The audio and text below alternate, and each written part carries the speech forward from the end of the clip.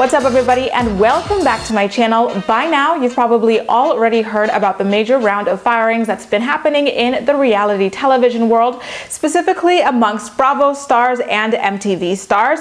And I want to have a real quick conversation about why that isn't what we should be celebrating at the very moment. In fact, I think it's a distraction from the bigger issue that we should be focusing on. But in order to get there, let's just start off with some background information on who's been fired and why exactly it is that they have been fired and who needs to be fired next in order to really truly affect change within the reality television world. Bravo's fired 4 stars from their show Vanderpump Rules. Those stars were Stassi Schroeder, Kristen Doute, Max Boyens, and Brett Capriani for their racially offensive actions over the years. Stassi was fired for a string of racist comments she made over the years, like her complaining about black actors criticizing racism within the Oscars, calling herself Nazi chic in an Instagram photo a couple years ago, and participating in the harassment of her black co-star Faith Stowers, led by her frenemy Kristen Doute. Speaking of whom, Kristen was fired for that relentless campaign that she led to get Faith thrown in jail simply for sleeping with Jax Taylor, who, by the way, Kristen slept with at the time while he was dating her best friend at the time, Stassi. The campaign that Kristen led against Faith involved calling the police on her literally every single time she saw her out and about in Los Angeles. So Kristen admitted that she called the cops on her when she'd see her at nightclubs or just walking down the street or something, claiming that she was a woman who was wanted for robbery, and she did it so often that, to her own admission, the police asked her to stop bothering them because they were not looking for Faith. Faith did not rob anybody. She was not wanted for anything. And even knowing that, Kristen continued to call, hoping that something would happen. I think in her very small brain, she probably thought it would have been amazing to have Faith, get arrested in a case of mistaken identity, knowing that she didn't do anything wrong, and see her suffer that way, which, is a really disturbing thought when you really sit down and think about how sadistic this woman is. Both Kristen and Stassi took to Instagram to release some public apologies ahead of being fired, but according to Faith, in an interview she did just the other day, none of them actually personally reached out to her. So at that point, we as the audience have to wonder, 1, whether or not these apologies were actually genuine, and number 2, who these apologies were for. Were they for themselves in order to save their asses on the show? Were they for the public in order to stay in their good graces? For the advertisers in order to keep the sponsorships coming? Because clearly these apologies were not for Faith, because if they were, they would have been directly, given to her ahead or just after being posted publicly. Now on to the men. Max and Brett were fired for tweets that surfaced before they even managed to make their television debuts. They used the N-word so many times that it's truly unbelievable. We'd be here all day if I posted every single instance of them using that word on Twitter. The initial backlash was so strong that a campaign to boycott the season if the 2 of them were not fired ahead of it airing was launched, but Bravo ignored all of their fans' concerns. And the networks literally spat in everyone's face by having Lisa Vanderpump publicly support them for their racist comments and for giving them the floor at the reunion special to basically act like, oh, I was young, this is a part of growing pains, everyone does this at a young age, despite the fact that they were well into adulthood when they were tweeting these sorts of things. To add insult to injury, not only did Max kind of excuse his actions by claiming that he was so young and he's a grown man now, so he's different, he claimed to be a black man. Yes, this man, who could pass for literally anything but black and has no black parents, only one black grandparent, suddenly woke up one day and decided to consider himself a black man. What a coincidence. So as you can see, the things that these reality television stars have been getting fired for happened many years in the past, were acknowledged by Bravo, and nothing was done to solve the problem, which means, in my opinion, firing them doesn't make any kind of a difference and is not exactly the greatest cause for celebration. I think it only opens the floodgates to us further criticizing what it is that's happening on an executive level at these networks that allows these behaviors to go unchecked for many years, and why they're publicly supported so often. The fact that Stassi alone could make so many racist statements over the past couple of years is a Lisa Vanderpump problem, and it's an executive problem as well. A lot of people, myself included, thought that Andy Cohen was also in charge of programming, executive production and stuff like that at Bravo, but he clearly cleared the air last night in a statement that said that he was not in charge of either one of those things, especially not for Vanderpump Rules executive producing there. According to Faith, Bravo never reached out to her, never held any kind of investigations. They did literally nothing when they realized that her co-stars had been harassing her in person, through the police, and on social media. So the fact that they just fire these people and think we're all supposed to jump and think that there's nothing, else worth investigating is quite amazing to me. If anything, I think that the firings of Stassi, Kristen, Max, and Brett is an insulting display of performative allyship, because they would not have been able to continue on with the tirades that they have done, or having a platform, if it weren't for the executives at Bravo. So in my opinion, until executives are being fired, or until policies are being put in place within the network so that things like this never happen again, I don't want to applaud them for anything it is that they have done. And how the heck can we fire half the people on Lisa Vanderpump's show without taking a look at Lisa Vanderpump herself? Faith has also come forward and accused Lisa Vanderpump of her very own acts of racism. According to Faith, when she was cast for the show, Lisa Vanderpump specifically asked her to behave the way that Nene Leakes does on The Real Housewives of Atlanta. While the way that Nene Leakes behaves on The Real Housewives of Atlanta is 100% authentic to her, it's not authentic to Faith and who it is that Faith is. While I do very much respect and appreciate Nene Leakes' personality and the personality of other Black women like her, it's also very important to note that that personality and the way that she acts, unfortunately, for pretty much the entirety of Black women's representation in reality television, has been used to depict us as caricatures. So Lisa asking Faith to behave that way was not an innocuous request. I don't think it's a coincidence that, number one, Lisa Vanderpump consistently makes excuses for racism.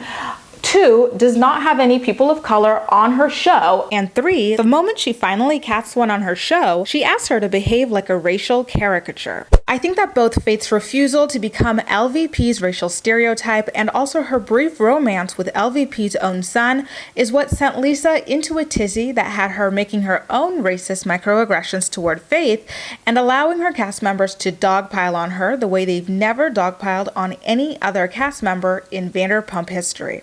After Faith left Vanderpump Rules, an interviewer asked Lisa what she thought about Faith sleeping with Jax Taylor, and Lisa claimed not to know her. Yes, Lisa Vanderpump pretended not to know Faith, the woman who dated her own son, was hired by her at her restaurant, and whose storyline was the biggest part of Vanderpump Rules that season. She was suddenly a complete stranger to Lisa Vanderpump, the same LVP who has never pretended not to know any other cast members of her very white show, most of whom have done far worse than screw someone else's boyfriend. Is that a coincidence, given the amount of racist things she's allowed her white staff to perpetuate over the years? You tell me. And speaking of coworkers getting away with things, let's talk about the ones who are still on the show despite the things that they've done to Faith themselves. Jax Taylor tweeted to his millions of followers that Faith was wanted by the police for robbery, yet he's still on the show. And keep in mind, this is the only actual robber on the show. Jax on the show has shown us and admitted to stealing from Lisa Vanderpump's restaurants. He's stolen silverware, he's stolen alcohol.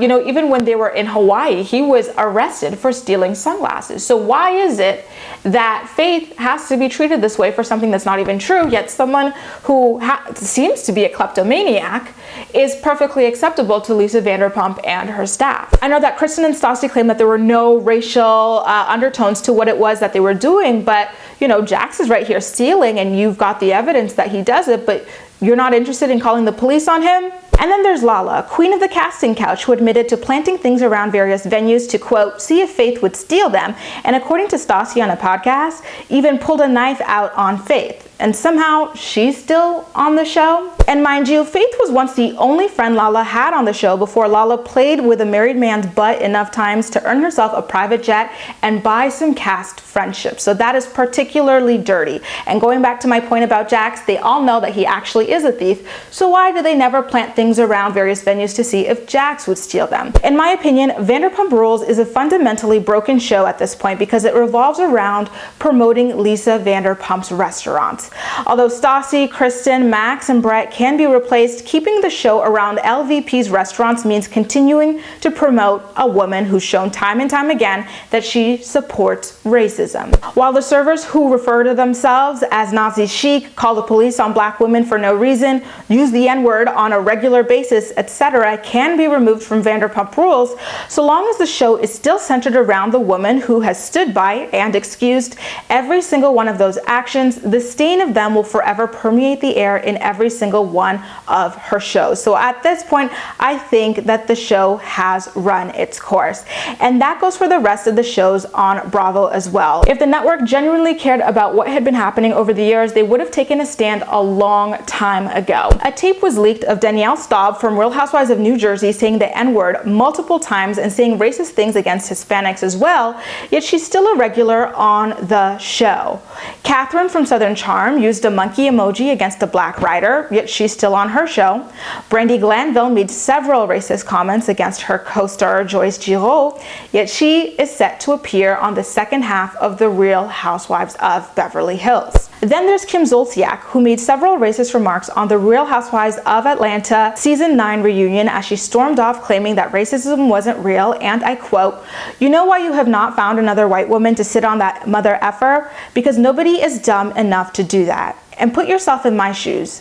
5 African-American women just effing hammering. I couldn't even speak." Despite all of that, she still has her very own spin-off show on the network. So how exactly do you expect Black Bravo viewers like myself and genuine allies of the Black Lives Matter movement to applaud the network for finally taking a stand on things they should have taken a stand on a long time ago, especially while they're still allowing other people who've done equally, if not worse things, to continue to appear on their various shows? And it's the same thing over at MTV. Taylor Selffridge was recently fired for racist tweets she made years ago and already acknowledged on the show, but Cheyenne Floyd had a slew of her own racist tweets and she's still there. Taylor McKinney had some racist and transphobic tweets, Tyler Balterio filmed himself saying the N-word, and Kaylin Lowry referred to Latinos as thugs on television when she complained that her Hispanic baby daddy dressed their son in a stereotypically, quote, Latino fashion, which she claimed was shoes untied, pants sagging, and tongue hanging out. And she literally wrapped it up to claim that he dressed their child like a thug and that he shouldn't do that because he's not fully Latino, he's also half white. Kayla is also famous amongst viewers of Teen Mom for repeatedly filing false police reports against her baby daddies, all of whom happen to be Latinos, the last one being Afro-Latino. So, you know, if we're going to start off with Taylor, there's a long list of people that MTV needs to check in the Teen Mom universe if we're going to maintain the same standards here. So where do we draw the line realistically? Do I think that people should be fired for things they did like a decade plus ago?